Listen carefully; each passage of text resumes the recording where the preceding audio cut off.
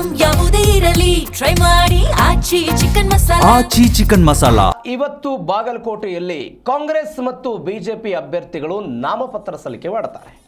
ಕೈ ಕಮಲ ಅಭ್ಯರ್ಥಿಗಳಿಂದ ಉಮೇದುವಾರಿಕೆ ಸಮರ ಇದೆ. ಇವತ್ತು ಬಾಗಲಕೋಟೆಯಲ್ಲಿ ಕಾಂಗ್ರೆಸ್ ಮತ್ತು ಬಿಜೆಪಿ ಅಭ್ಯರ್ಥಿಗಳು ಇವತ್ತು ನಾಮಪತ್ರವನ್ನು ಸಲ್ಲಿಕೆ ಮಾಡ್ತಾರೆ. ಬಾಗಲಕೋಟೆ ಉಪಚುನಾವಣೆಗೆ ಸಂಬಂಧಪಟ್ಟಂತೆ ಯುಗಾದಿ ಹಬ್ಬದ ದಿನ ಬಿಜೆಪಿಯ ಟಿಕೆಟ್ ಅನೌನ್ಸ್ ಆಗಿತ್ತು. ನಿನ್ನೆಷ್ಟೇ ಕಾಂಗ್ರೆಸ್ ಟಿಕೆಟ್ ಅನೌನ್ಸ್ ಆಗಿದೆ. ಇವತ್ತು ನಾಮಪತ್ರ ಸಲ್ಲಿಕೆ ಬೃಹತ್ ಮೆರವಣಿಗೆಯ ಮುಖಾಂತರ ಇವತ್ತು ನಾಮಪತ್ರವನ್ನು ಸಲ್ಲಿಕೆ ಮಾಡಲಾಗುತ್ತೆ. ಎಲ್ಲ ಸಿದ್ಧತೆಗಳು ಕೂಡ ಆಗಿದೆ. ಆಡಳಿತಾರೂಢ ಕಾಂಗ್ರೆಸ್ಗೆ ಈ ಕ್ಷೇತ್ರವನ್ನು ಉಳಿಸಿಕೊಳ್ಳಬೇಕು ಎನ್ನುವಂತಹ ಪ್ರಯತ್ನ, ಬಿಜೆಪಿಗೆ ಈ ಕ್ಷೇತ್ರವನ್ನು ಗೆದ್ದು ಸರ್ಕಾರದ ವಿರುದ್ಧ ಆಡಳಿತಾತ್ಮಕ ವಿರೋಧಿ ಅಲೆ ಇದೆ ಅನ್ನೋದನ್ನು ರಾಜ್ಯವ್ಯಾಪಿ ತೋರಿಸುವಂತಹ ಪ್ರಯತ್ನ ಇದೆ.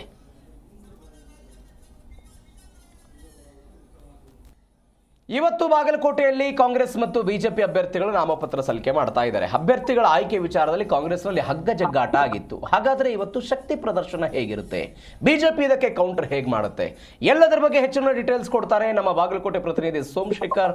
ನೇರ ಸಂಪರ್ಕಕ್ಕೆ ಸಿಗ್ತಿದ್ದಾರೆ. ಸೋಮಶೇಖರ್, ಬಾಗಲಕೋಟೆ ವಿಧಾನಸಭಾ ಚುನಾವಣೆಗೆ ಸಂಬಂಧಪಟ್ಟಂತೆ ಅನೇಕ ಬೆಳವಣಿಗೆಗಳ ಆಗಿದ್ದನ್ನು ಗಮನಿಸಿದ್ದೀವಿ. ಅಭ್ಯರ್ಥಿಗಳ ಆಯ್ಕೆಯಿಂದ ಹಿಡಿದು ಆ ಪಕ್ಷದಲ್ಲಿ ಆಗಿರುವಂತಹ ಭಿನ್ನಾಭಿಪ್ರಾಯಗಳ ತನಕವೂ ಕೂಡ ಎಲ್ಲವನ್ನು ಕೂಡ ನೋಡಿದ್ದೀವಿ. ಇವತ್ತು ಬಾಗಲಕೋಟೆಯಲ್ಲಿ ನಾಮಿನೇಷನ್ ಇದೆ ಎರಡು ಪಕ್ಷಗಳಿಂದ. ಹೇಗೆ ಶಕ್ತಿ ಪ್ರದರ್ಶನ ಇವತ್ತು? ಬಾಗಲಕೋಟೆಯ ಉಪಚುನಾವಣೆ ಎಂದಿದೆ. ಬಾಗಲಕೋಟೆ ಮತಕ್ಷೇತ್ರಕ್ಕೆ ಸಂಬಂಧಪಟ್ಟಂತೆ ಕಾಂಗ್ರೆಸ್ ಮತ್ತು ಬಿಜೆಪಿ ನಡುವೆ ನೇರ ಹಣಾಹಣವಿದೆ.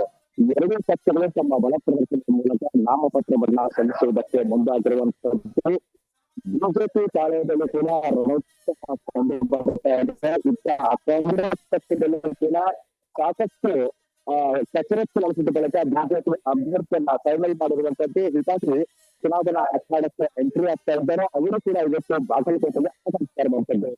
ಅಭ್ಯರ್ಥಿ ಡಾಕ್ಟರ್ ನರೇಂದ್ರ ಚರಂತಿಮಠ ಅವರ ಪರವಾಗಿ ಇವತ್ತು ಬಿಜೆಪಿಯ ರಾಜ್ಯ ಅಧ್ಯಕ್ಷ ವಿಜಯೇಂದ್ರ ಅವರು ಕೂಡ ಬಾಗಲಕೋಟೆ ನಗರಕ್ಕೆ ಆಗಮಿಸಿದ್ದಾರೆ. ಕೇಂದ್ರ ಸಚಿವ ಪ್ರಹ್ಲಾದ್ ಜೋಶಿ ಹಾಗೂ ಮಾಜಿ ಸಚಿವ ಶ್ರೀರಾಮುಲು, ಮಾಜಿ ಡಿಸಿಎಂ ಚಿತ್ರದುರ್ಗದ ಸಂಸದ ಗೋವಿಂದ ಕಾರಜೋಳ ಅವರು ಸೇರಿದಂತೆ ಜಿಲ್ಲಾ ಮಟ್ಟದ ನಾಯಕರು ಇವತ್ತು ನಾಮಪತ್ರ ಸಲ್ಲಿಕೆ ಕಾರ್ಯಕ್ರಮದಲ್ಲಿ ಭಾಗಿಯಾಗ್ತಾರೆ. ಅವತ್ತು ಮೊದಲು ಡಾಕ್ಟರ್ ವೀರಣ್ಣ ಚರಂತಿಮಠ ಹಾಗೂ ವಿಜಯೇಂದ್ರ ಸೇರಿದಂತೆ ಜನರು ಬಾಗಲಕೋಟೆ ನಗರದ ವೀರಭದ್ರೇಶ್ವರ ದೇವಸ್ಥಾನದಲ್ಲಿ ಪೂಜೆ ಪುರಸ್ಕಾರಗಳನ್ನ ಸಲ್ಲಿಸಿದ ಬಳಿಕ ನಂತರ ಕಣದ ವೀರಭದ್ರೇಶ್ವರ ದೇವಸ್ಥಾನದಿಂದ ನಗರದ ವಿವಿಧ ಭಾಗಗಳಲ್ಲಿ ಮತ್ತು ಪ್ರಮುಖ ಬೀದಿಗಳಲ್ಲಿ ಬೃಹತ್ ಮೆರವಣಿಗೆಯನ್ನ ಇಟ್ಟುಕೊಂಡಿದ್ದಾರೆ. ಸಾರ್ವಜನಿಕ ಸಭೆಯನ್ನ ಇಟ್ಟುಕೊಂಡಿದ್ದಾರೆ.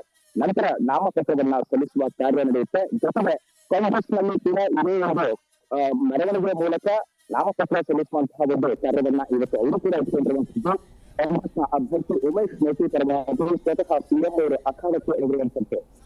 ಇದರಲ್ಲ ಹಸಿರಾದ್ರಿಂದ ನಗರದ ಪ್ರಮುಖ ಬೀದಿಗಳಲ್ಲಿ ಬೃಹತ್ ಮೆರವಣಿಗೆ ಮೂಲಕ ನಗರದ ಉಪವಿಭಾಗಾಧಿಕಾರಿಗಳ ಕಚೇರಿಗೆ ಆಗಮಿಸಿ ಅಲ್ಲಿಂದ ನಾಮಪತ್ರ ಸಲ್ಲಿಸುವ ಕಾರ್ಯ ನಡೆಯುತ್ತೆ. ಮಧ್ಯಾಹ್ನ 2 ಗಂಟೆ ಬಳಿಕ ಕಾಂಗ್ರೆಸ್ ಪಕ್ಷ ನಾಮಪತ್ರವನ್ನ ಸಲ್ಲಿಸಲಿದೆ.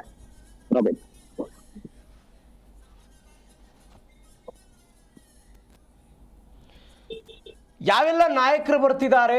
ಈ ಕಾಂಗ್ರೆಸ್ನಲ್ಲಿ ಉಂಟಾಗಿರುವಂತಹ ಭಿನ್ನಮತ, ಅಂದ್ರೆ ಮೇಟಿ ಕುಟುಂಬದ ಒಳಗೆ ಆಗಿರುವಂತಹ ಭಿನ್ನಮತ ಆಗಿರ್ಬೋದು, ಟಿಕೆಟ್ ಬೇಕು ಅಂತ ಅವರು ಬೇಡಿಕೆ ಇಟ್ಟದ್ದು, ಸಿದ್ದರಾಮಯ್ಯ ಅವರು ಕರೆಸಿ ಅವರನ್ನ ಸಭೆ ಮಾಡಿದ್ದು, ನಮ್ಮಲ್ಲಿ ಯಾವುದೇ ಭಿನ್ನಾಭಿಪ್ರಾಯ ಇಲ್ಲ ಅಂತ ಹೇಳ್ತಿದ್ದಾರೆ. ಅದು ನಿಜಾನಾ ಈಗ ಅಲ್ಲಿ?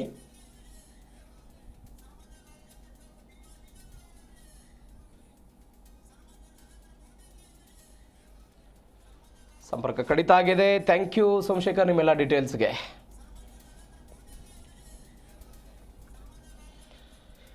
ಕಳೆದ ಬಾರಿ ವೀರಣ್ಣ ಚರಂತಿಮಠ ಬಂಡಾಯದ ಬಿಸಿಯನ್ನು ಅನುಭವಿಸಿದ್ರು. ಈ ಬಾರಿಯೂ ಕೂಡ ಅದೇ ಇದೆ. ಅಲ್ಲಿ ಅವರ ಸಹೋದರ ಮಲ್ಲಿಕಾರ್ಜುನ್ ಚರಂತಿಮಠ 10,000 ಮತಗಳನ್ನು ತೆಗೆದುಕೊಂಡಿದ್ದರ ಪರಿಣಾಮ ಚುನಾವಣೆಯಲ್ಲಿ 5,000 ಚಿಲ್ಲರೆ ಮತಗಳಿಂದ ವೀರಣ್ಣ ಚರಂತಿಮಠ ಸೋತಿದ್ರು.